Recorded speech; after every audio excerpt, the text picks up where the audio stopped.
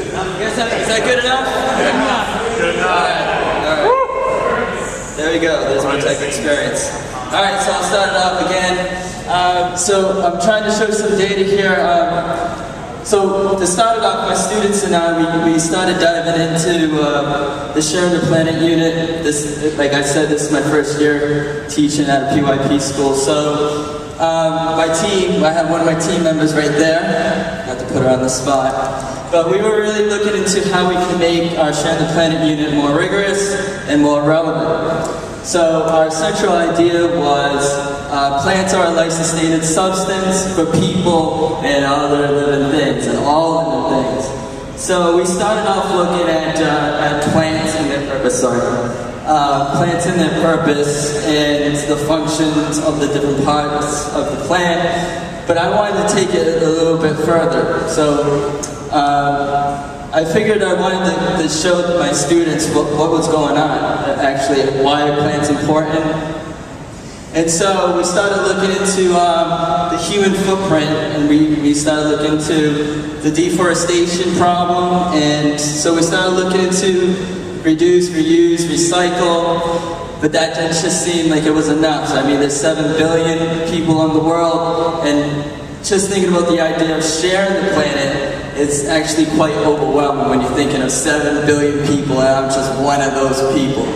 So, so we're looking at that, and that just didn't seem like it was enough. Making a robot out of cardboard, reusing that material, it just didn't seem like that was going to solve the problem. So, this being my first year living in Singapore, it's been a positive experience, but it's also been an eye-opening experience as well, especially when the smoke came in. A lot of people like to say haze, but it's really smoke, and it felt like I was at a campfire every day. And then when I took my trip to Bali, and I decided to take a little dip into the Indian Ocean, and being surrounded by bottles, plastic bottles, grazing by my leg, and I just thought to myself, this isn't cool. So this even made me more motivated to tell the kids what's really going on. So then I knew a little bit about the deforestation problem in Madagascar, and how pretty much the rainforest is completely wiped out in Madagascar. So I started doing some research on Madagascar, and then Indonesia popped up.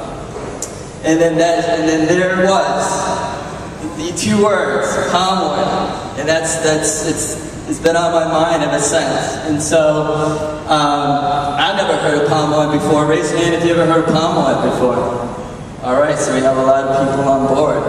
And for me, living in the States, being from the United States, I felt like it's been like this big secret. Nobody's ever mentioned palm oil to me. I'm buying Oreos, I'm going to fast food restaurants, and I didn't realize that I was actually contributing to the problem.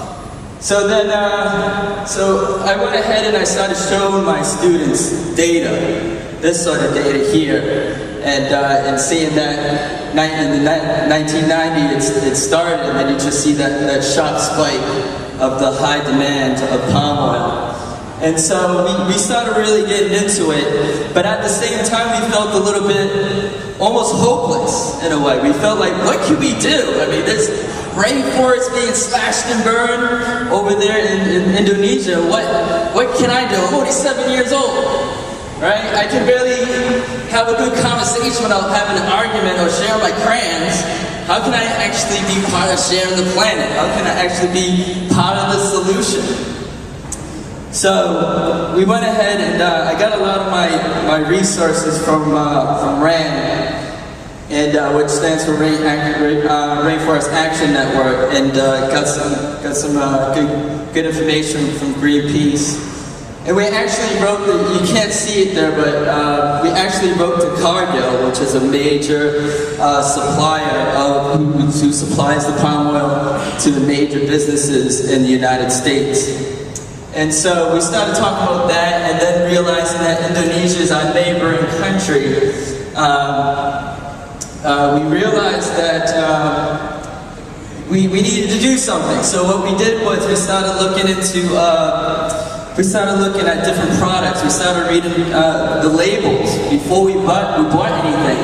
And then the Gables over here, they can attest that their daughter would constantly say, don't buy that, don't buy that, it has palm oil. And then they started educating their classmates and family members and friends.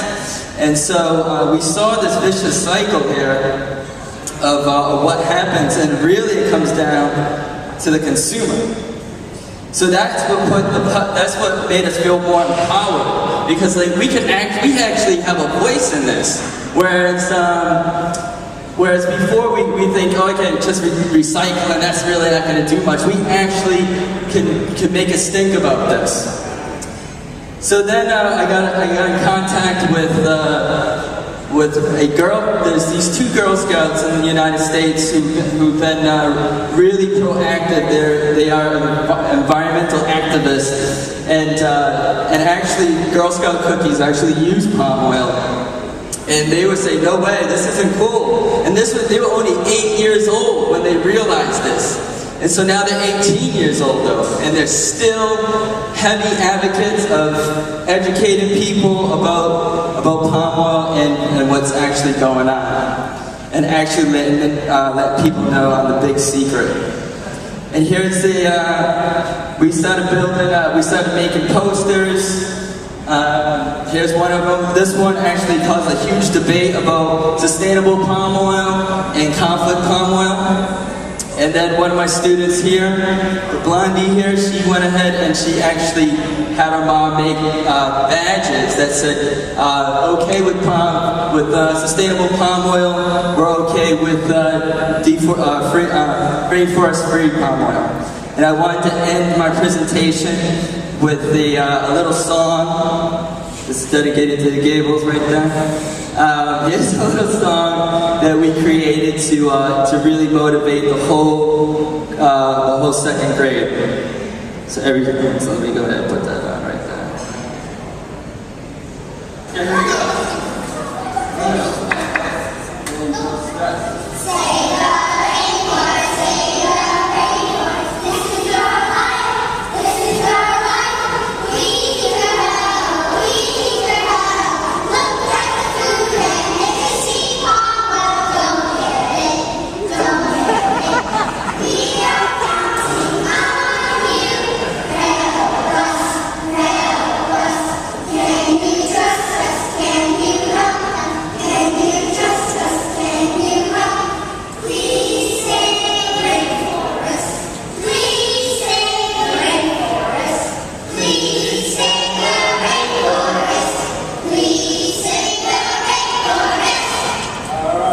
Thank you very much, everyone.